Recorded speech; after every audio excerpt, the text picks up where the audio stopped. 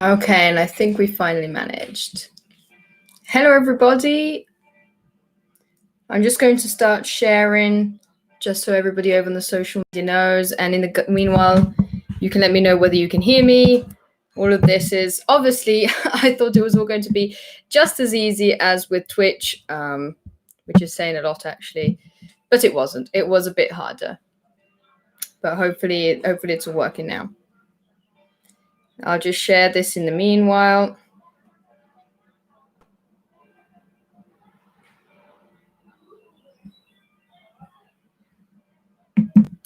Just going to double check something.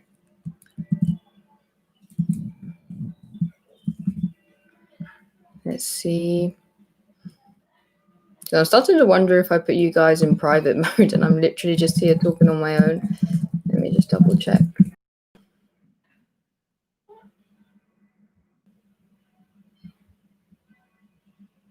Nope. We should be good. You guys should. Hi, AJ. Hi. Thank you for joining. Okay, hopefully you can all hear me good and everything. Let me just share this. As always. Okay, let's put it over here on Instagram. Instagram is actually the fastest place if you ever want to know whenever I'm going live or when I'm doing a new video. Let me just put that there. Okay. In the meanwhile, let me know if there are any issues with the audio and everything. As I was saying, I was hoping everything.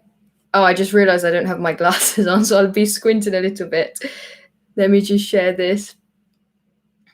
I can see there's something written. In a moment, I'll come and squint to see what it is. Okay, nearly there, nearly there. The usual routine at the beginning. I can see some more comments coming. I wish I put my contacts on. By the way, I got these really, really cheap contacts and they're not any good. So even if I did put them on, they wouldn't really work well. Okay. Nearly there, nearly there. Let me just share this here. Because up until the last second, as I was saying, I was hoping that it would all be like Twitch. So I would have it all set up. And instead, YouTube, I guess, I don't know, everything's changed. And I tried to do everything through with OBS and it just didn't work. So in the end, I said, you know what, we're just going through regular old like webcam style because it's 2009, I guess. Even the thumbnail I took, I was like, just looks odd, but I guess it's okay. Okay. I'll be really there. I'm not ignoring anybody. I'm just trying to share this here, which I guess you're right. I should have done before. Okay, I can see something. Just a second.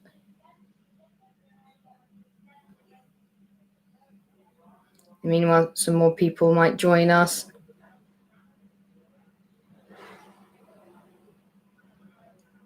Okay, nearly done. 66% here. Nearly there, nearly there. Because, I discovered that even Twitter has stories now. Fleets, as they call them. So I can share even there. It's a really odd thing. And there we are. I guess we've done everything. Oh, wow. That is a lot of comments. So, hi, AJ. Hi, everybody, for joining. Hi, Yash Hoya. Ciao, Eliud Luciani. If you want to comment both in English and both in Italian, it's absolutely fine for me. For the purposes of the video and because most of the viewers speak English, if you write in Italian, I will read it in Italian. I will translate it into English and answer in English. Unless you write specifically, please answer in Italian because it's easier for you. But I know most of people comment in English or Italian, and then it's fine for me to answer in Italian. Okay, let me see. Oh, wait, no. Where did my chat go? Where's my chat? Where is it? No. I've lost you. Where's my chat?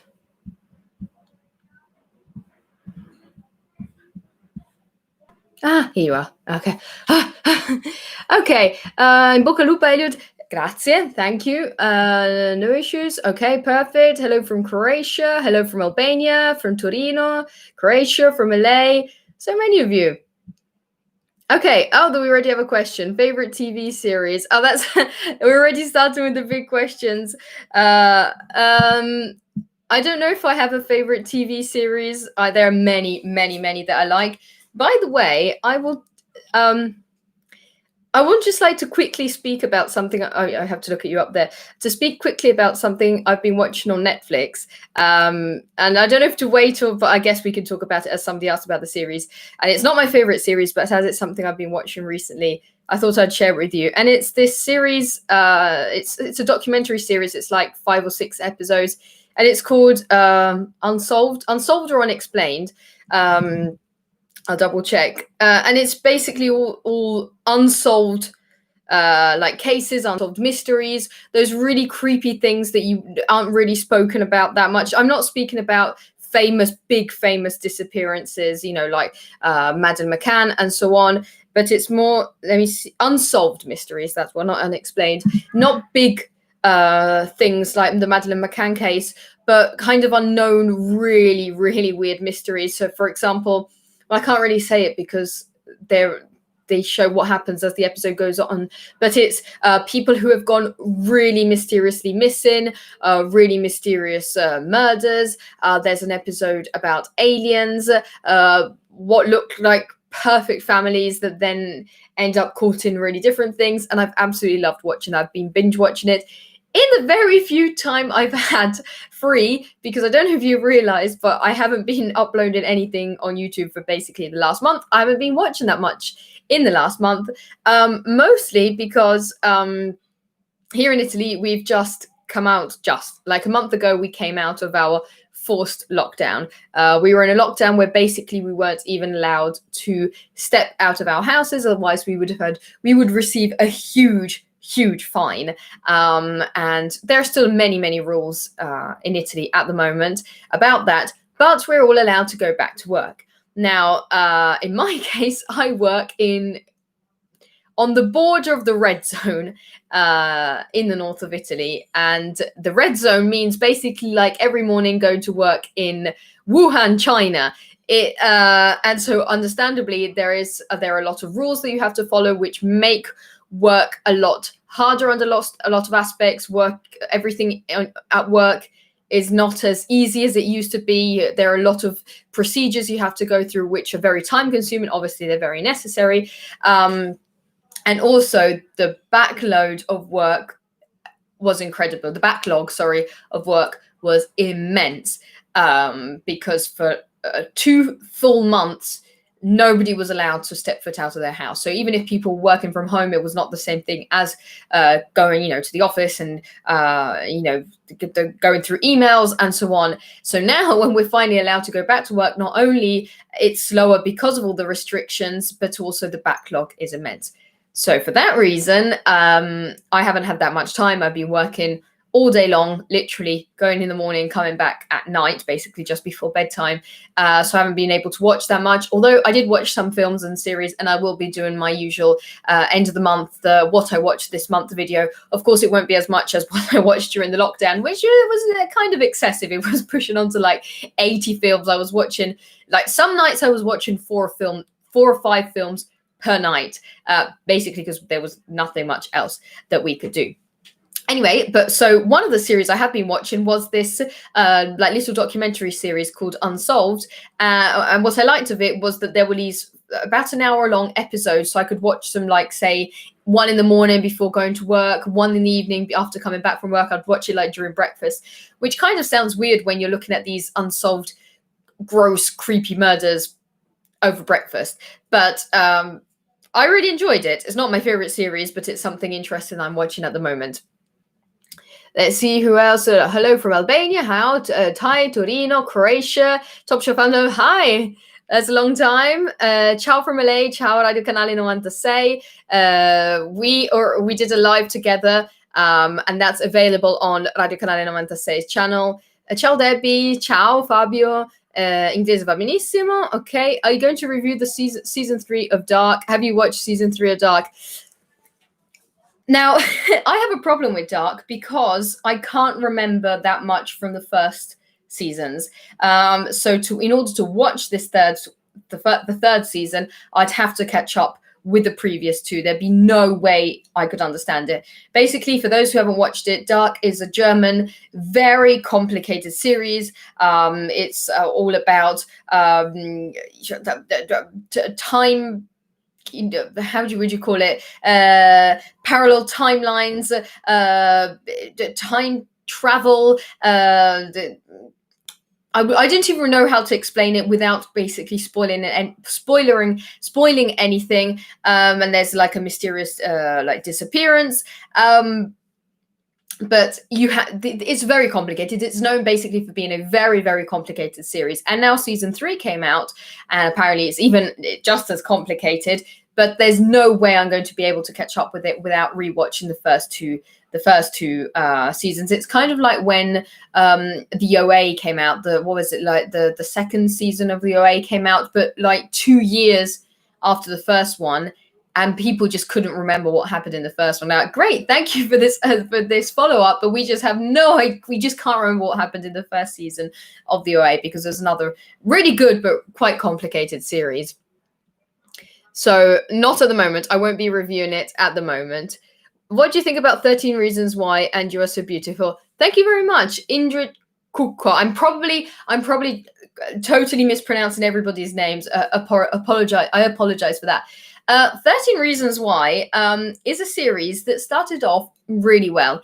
The first season received kind of just widespread appreciation. It's about a girl who commits suicide. That's just the premise of the whole series. It's not a spoiler. She commits suicide and leaves a set of tapes to all the people in her life who were somehow tied to her life and who are tied somehow into her decision of committing suicide. And what everybody liked about it is that it's straightforward about how final death is, just how there's no way of coming back from that, and how it teaches teenagers about how everything in the end can be solved. And it also teaches other teenagers, because it is specifically set in high school, about how heavy consequences can derive from their actions. So a lot of teasing, bullying, things that might, just seem light, eventually can harm somebody who is already going through a lot. And it wasn't sort of one of those social justice warrior BuzzFeed sort of nonsense, which in the end doesn't actually boil down to everything. It was literally, this is death, this is suicide, these are teenage kids, these are the consequences. And it was very painful. I think the last episode was I couldn't really bear to watch it. So everybody really liked that. And it sort of ended there. The end of the season sort of teased for something future, which could have been left as it was. Then they decided to do a second season, which was, I tried to watch it, got halfway into it. It was absolutely atrocious. Because the first season was so successful and it brought so much money in, they decided just like ride the wave of popularity, ride the wave of money, and it was trash, absolute trash.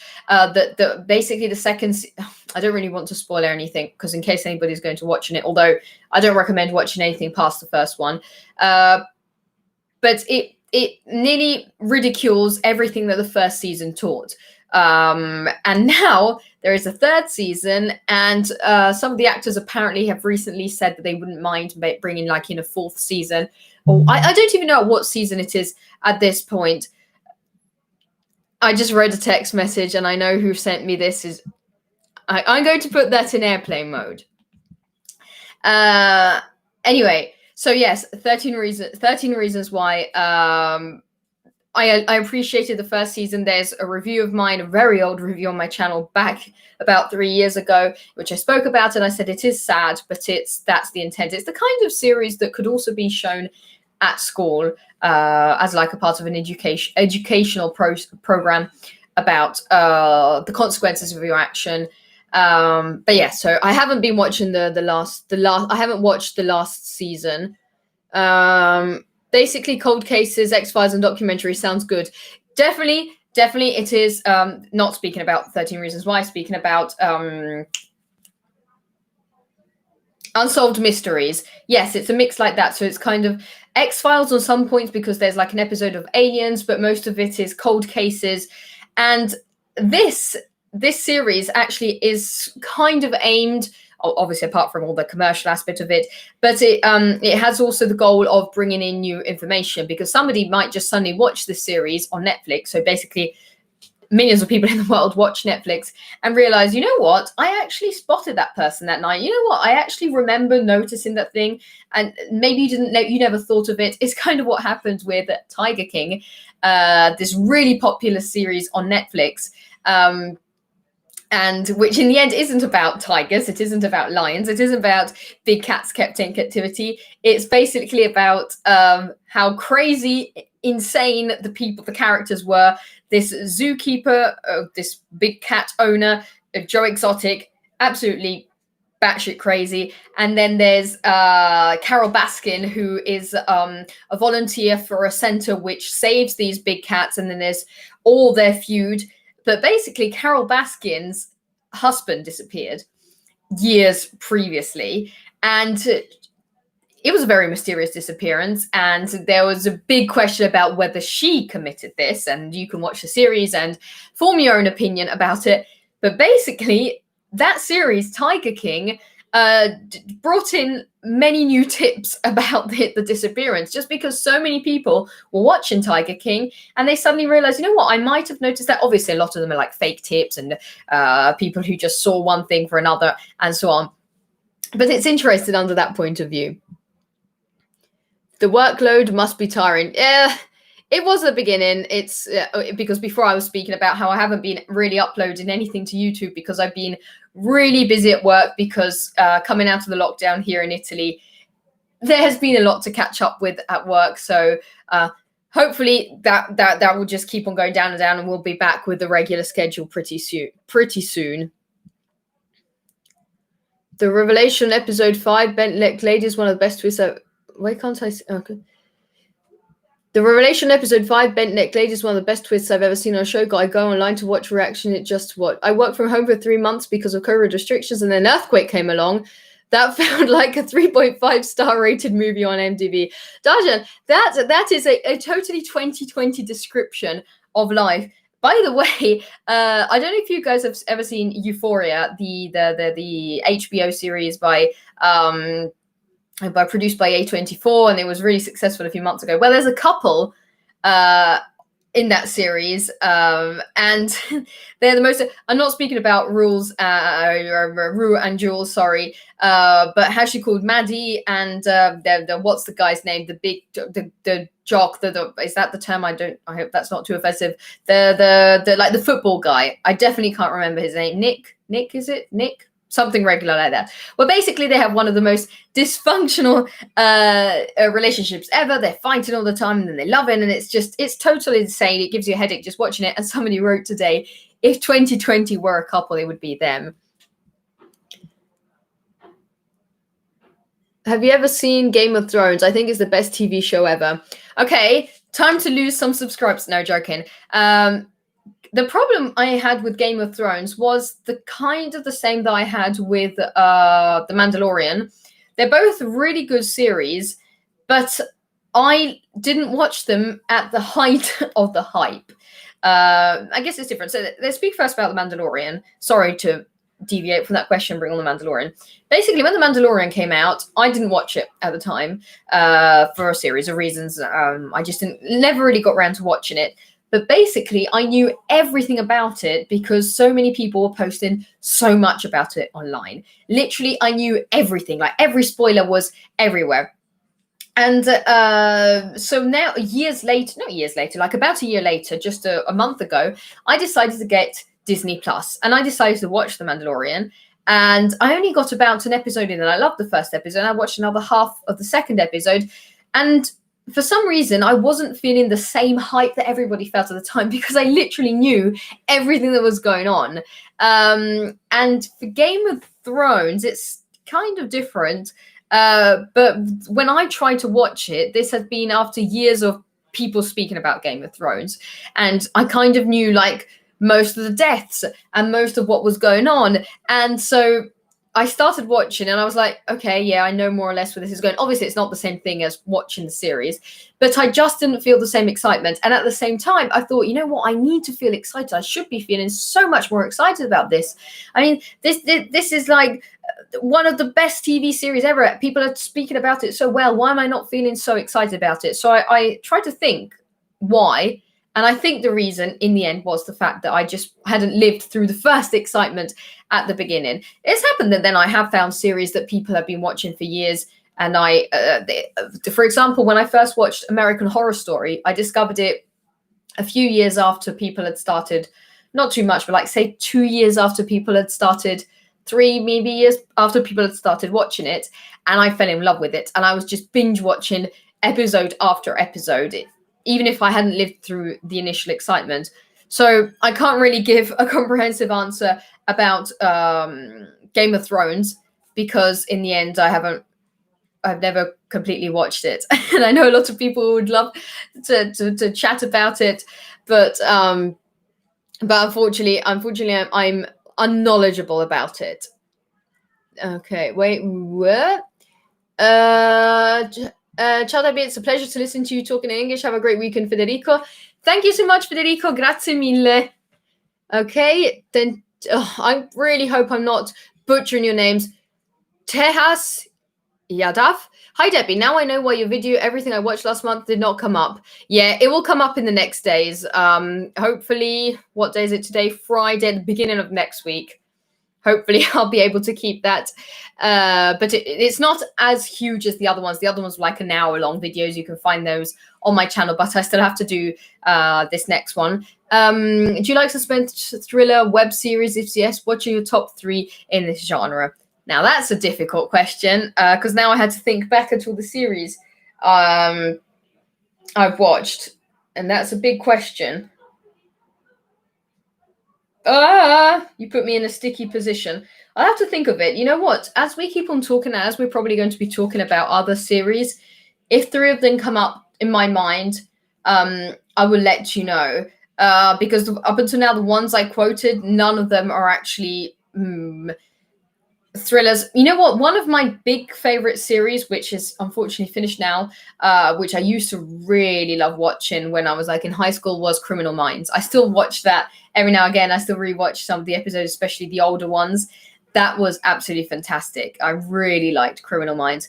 I know that some people think it's repetitive because it's been going over. It has something like, I don't know, at least 10 seasons and a bunch of episodes, and more or less they always revolve. They're obviously the same topic. Basically, Criminal Minds is about a group, a series of FBI agents of the Behavioral Analysis Unit. So people who track down particularly tricky criminals, so serial killers, people who threat to plant bombs in public places. So when they are called in by the FBI they're called in by local police bureaus, smaller police precincts, when they need help in tracking down, detailing a potential suspect. So basically these FBI agents will come in and say, you know what, we think it's single white male, it's typically that,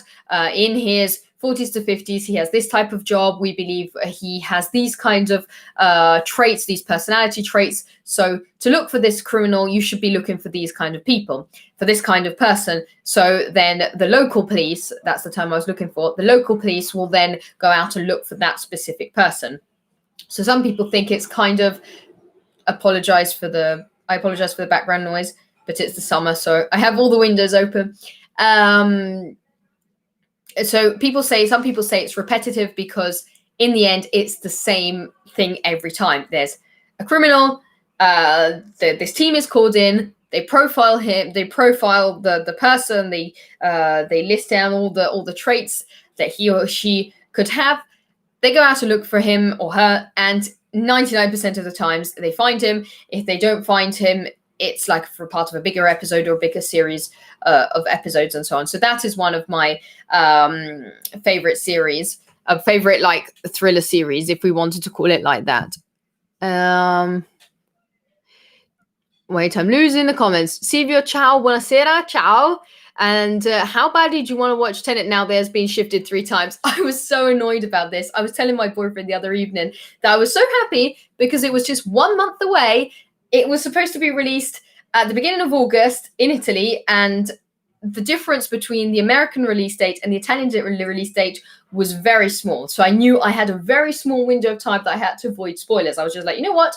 I just won't go on the internet for a couple of days. I just won't open social media for a couple of days, and I should be good for spoilers. And then a few days ago, they said that they moved it to like the end of August or half of half of August, and in Italy it's coming towards the end, something like that, but with a wider gap. So I'll have to be more careful for a long time. But one of you once told me an extension I could add to avoid spoilers, because I really, really get mad when people avoid spoilers. This is serious. Like, I really don't like it. It's one of my biggest pet peeves about spoilers. But I am definitely extremely excited for Tenet. I still have a lot of questions about it. We talked about this in a Twitch stream. By the way, I usually do my live streams over on Twitch. So if you want to follow me over on there, it's just, again, my name, debbiesanna. That's where I'll always be streaming. Actually, this summer, hopefully I will be doing more live streams because of, more time restrictions. I will try, of course, to upload my videos, but it might also be easier for me sometimes in the evening to log on and do some live streams from there. But yeah, I'm incredibly excited. I have a lot of questions about it. The more I watch trailers, the more questions pop up.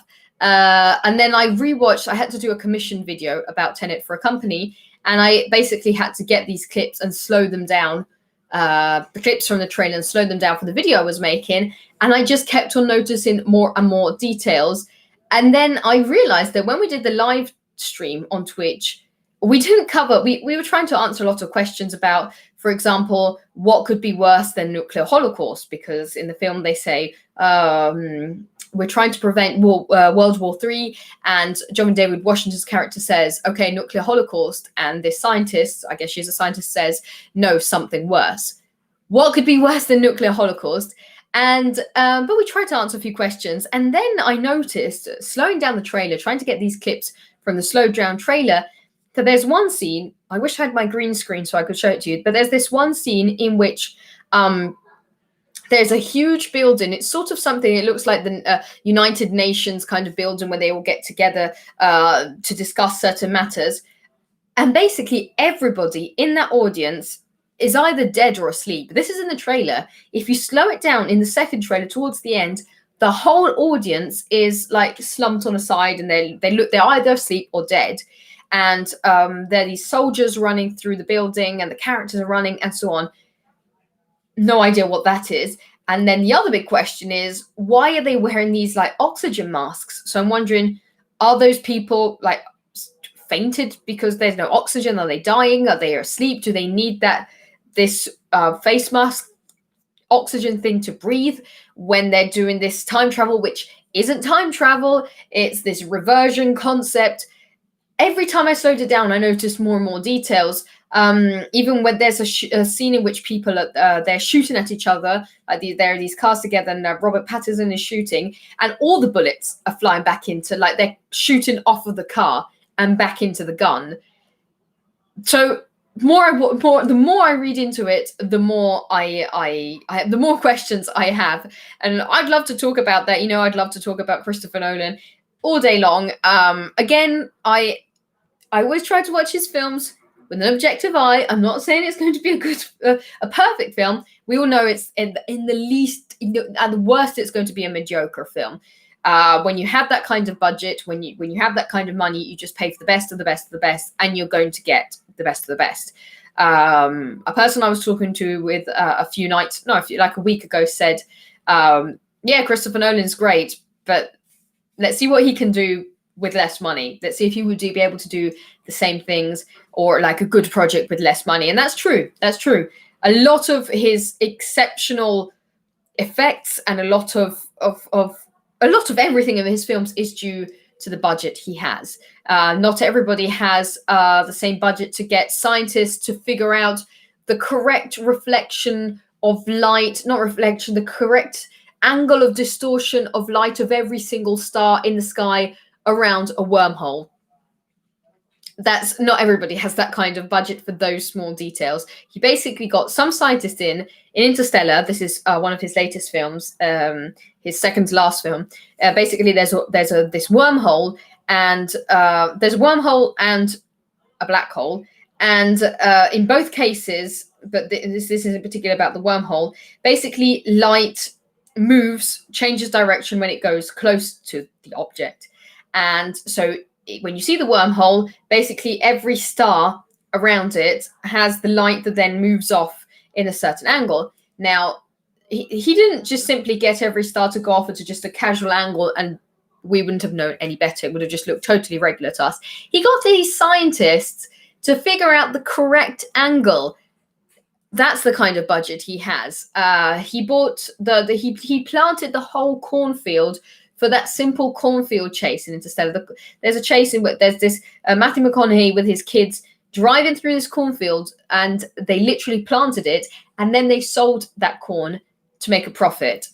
And the actors, they're always the best of the best of the best. That doesn't mean anything because you can get, you can get good actors, good new actors, even during their first role ever. But you can understand that everything combined together when you get the best director of photography, you get the best scientists in, you get the best costume designers, you get the best camera equipment, you get the best editing equipment, and the lighting and the sound, the music, the edit, everything. When you put all that together, you obviously are not going to get just a mediocre film. All that being said, that is why I'm extremely excited about Tenet. Want to see it? Okay, I'll check. How about you? Okay, I'll check out Euphoria, and also at the same time, Euphoria is an awful piece of storytelling.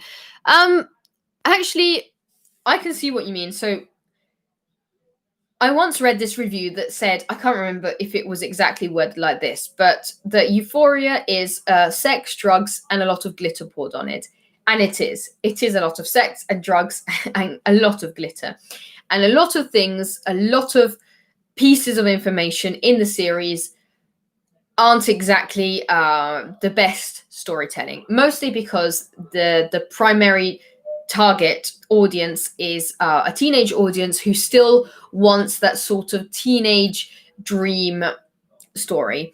Even if it's a really depressing one, it's still that sort of unrealistic vision of life we have when we're young teenagers. That doesn't mean that everything aimed at a young audience has to be trash. That's true. But when you're trying to please a younger audience, especially with a sort of teen high school drama piece, you have to put in something which makes them dream a little bigger about love and about how, and it also has to exaggerate a lot of topics. You can't be too subtle about some topics. So so many people said, yeah, it's just basically sex, drugs, and a lot of glitter. At the same time, that is exactly what it was trying to be. I mean, and there is actually a depiction of drug addiction because the main character, portrayed by Zendaya, is a recovering drug addict who isn't really recovering. And the way drug addiction is portrayed to affect the family is pretty intense. There are very few teen-oriented works, series with such a particular depiction of how drug affects your family. There are some really good films about this. I recently watched Ben is Back, and that's, I mean, it has Lucas Hedges and it has Julia Roberts as his mother, and he portrays a recovering drug addict, but whose addiction has affected completely the whole family. And that's what I really appreciated about it. The other thing I appreciated about Euphoria was a very straightforward depiction of love. Of course, it's exaggerated in many points because when you're 16, that's how you live your love life. Everything's exaggerated. You just want to feel everything amplified, and you have this vision of life which is very, very distorted. But yeah, so I can see your point, but I didn't mind it. I pretty much enjoyed it.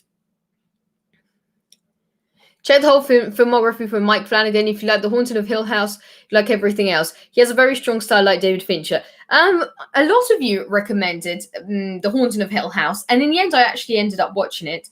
And I really enjoyed it. When I first started, I thought, oh no, this is just a cheap Netflix, horror series. But in the end, I pretty much enjoyed watching it. And it's because you guys recommended it so much. I suggest you watch Lucifer, the originals, and the Vampire Diaries, and you have a great American accent. I thought you was American at first. No, I'm half British and half Italian. That's the accent. I'm actually pretty terrible at imitating an American accent. It is really cringeworthy. I'm not even going to try. Lucifer is actually a series I know a lot of people enjoy, and I watched maybe half an episode once, but then I left it there. But I did enjoy it. I don't know why I never kept on watching it, but I know a lot of people enjoyed it.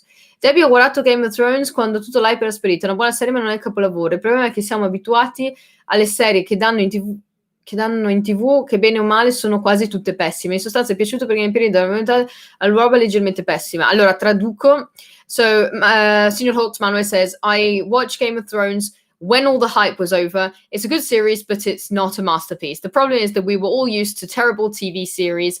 And so the moment we were used to all those terrible TV series, so everybody liked it. I can see what you mean. I don't know about if everything was terrible in TV, but Game of Thrones was suddenly a really, really good series. Like suddenly out of nowhere, the one big series was Game of Thrones. And also, correct me if I'm wrong about this, but I think that it came out just before, I think that the huge hype about Game of Thrones was just before Netflix absolutely exploded. So with series like Stranger Things, I might be saying a total rubbish. I might be getting my timelines mixed up, but it was more or less there. So the only big thing at the moment, I understand what Manuel was saying, it was Game of Thrones. Then Netflix came in with a bunch of new stuff, and then from there, all the other streaming platforms had to start throwing out good content because they had to keep up with Netflix. And now you can find good stuff basically everywhere. One of the best series I've watched recently, and which I really enjoyed, was on Amazon Prime. That was Hunters. Amazon Prime a few years ago had like a very limited amount of films. None of them were particularly good. And look what they're doing now. And they're just trying to keep up with Netflix. And there's so much stuff out there. So I do kind of agree. In sostanza è piaciuto. Ok, vedi tu ma col cielo in orizzontale ogni volta che esce un commento stando sulla sinistra rimani coperta, solo per fartelo sapere. Vediamo cosa intendi. Aspetta che provo ad entrare da qua, che magari mi sposto. Because Alfonso says that I am covered by the comments on the side. Let's have a look if I can see it. Let me see if I'm completely covered. Okay, wait, there's all adverts and things. In the meanwhile, I'll go on with the comments. What have you used on David Fincher's Millennium series adaptation? Should it be continued with the girl who played with fire? Because I would have loved to watch Rooney Mara as Lisbeth again. Okay, let me just check. Nope, not that. Let's see if I'm completely covered. Oh, so somebody has to comment, otherwise I can't see it. Because you are horizontal. I see what you mean. So I would have to move more to over on this side, I guess. Hopefully you guys, let me see if I can move maybe. Nope. Or the other way. I think I need to move this way. Okay. Let me know if I'm covering everything. So I'm going to confess a very embarrassing thing about my watch history. I wanted to watch the girl with the dragon tattoo. I have the books behind me actually. And what I wanted to watch was the new David Fincher films, but what I ended up watching was the original, Swedish or Danish? Swedish film. I can't remember the director. I can't remember anything. But basically, halfway into the film, I realized, not even halfway into the film, like, I don't know, 15 minutes into the film, I realized it wasn't that one. And I really enjoyed it, but that means that in the end, I never got around to watching the 3 David Fincher films. So unfortunately, I can't answer about that question, but I can tell you that I definitely felt very silly when I realized what I was watching was not what I originally meant. I guess I discovered something new and I didn't mind it, but have you ever seen Decalogue? Disliked it? No, wait, where are you? Decalogue? Ugh. Kubrick described it as the latest masterpiece there have been. The profound show is very ahead of its time. I haven't actually, Dajan. Thank you for the recommendation because I've never ever heard of it. Actually, recently, some of the best things I've been watching are all you guys' recommendations. I end up watching things I would never have discovered on my own ever, and they were like some of the best things. Hey Debbie, come va? Ciao, molto bene, grazie. Yash says Nolan with less budget sounds very interesting. It does, because he has done things with less budget. If you think about it, Memento, one of his most famous films, the only film that in the end got I think it was the Oscar for screenplay, if I'm not mistaken, because all his other films I think received like technical Oscars. I'm wondering if maybe Inception received it for screenplay. And basically it was the film that launched him to worldwide success, and it's a very simple story. It's very complicated, but it's like huge interstellar Inception kind of films. It's a guy who lost his memory. He can't remember anything, but who suffered a very traumatic experience in his life. But basically every time he wakes up, he forgets everything, and he's trying to investigate this thing in his life. He's trying to figure out what happened in his life. So he ends up tattooing pieces of information over his body, so that when he wakes up, he will read and remember that, because he says if he writes on a piece of paper, that piece of paper could always disappear. So he tattoos everything onto his body. He has these huge tattoos with like numbers and names and pieces of information about his life. And so every day he goes out trying to figure out more and more and more about this mystery. And it's all the storyline is very confused. Part of it is his memory. Part of it is the present timeline. But the budget in itself is very, very limited. There's not much about it, and it was still a great storyline. Obviously, a film like Interstellar requires a lot of budget for the scientific aspect. It's like set in space, and it's all about time travel and black holes and wormholes and planets and gravity and so on. But even a film like Inception could have been done, I guess, with a lower budget. And it would have been interesting to see, because there are some very complicated films or really good films that have, obviously, we're still speaking in the millions. But think, for example, of a film like Mulholland Drive. Now, I have no idea about the budget, but what I'm assuming is that it doesn't have a particularly immense budget, because there are some famous actors in it. It's a David Lynch film. And it's one of the most famous films in the weird, complicated, must-watch twice kind of film. Usually people who like Christopher Nolan films tend to like films like Mulholland Drive. Now, Mulholland Drive is very famous, it's very good, it's very complicated, but I assume, from what I can see, they didn't have a particularly big budget, because the actors aren't that famous. The storyline doesn't actually require particularly impressive sets. It's just set in regular households, like cafes around Los Angeles. So you don't really need that much, like that huge budget for like special effects or extras and post-production and so on. And so it would be interesting, because that's the kind of concept that can be developed even with a low budget. It can be done. Obviously, a film like Tenet tends to be more similar to films like Interstellar or Inception, where you kind of need a bigger budget to carry out effects better.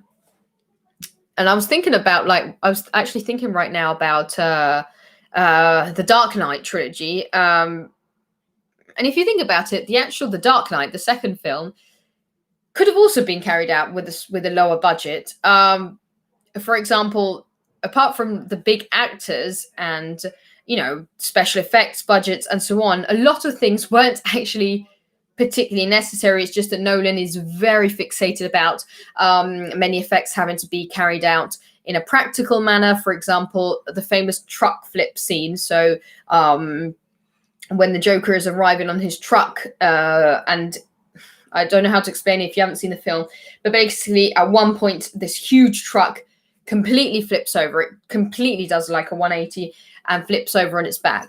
That was done with practical effects. Was it necessary to invest to do all that in practical effects and close the whole street off and get technicians and get a special? No, it could have been done in CGI.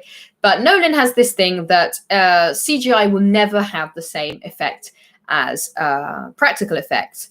Sometimes that's true, sometimes that's not. A lot of people don't know that Parasite, that went to the Oscars, basically most of the background of the house was CGI'd in. That's how realistic it looked. A lot of the background in the house was well, I don't know if it's blue screen or green screen, how they call it, but it was CGI'd in.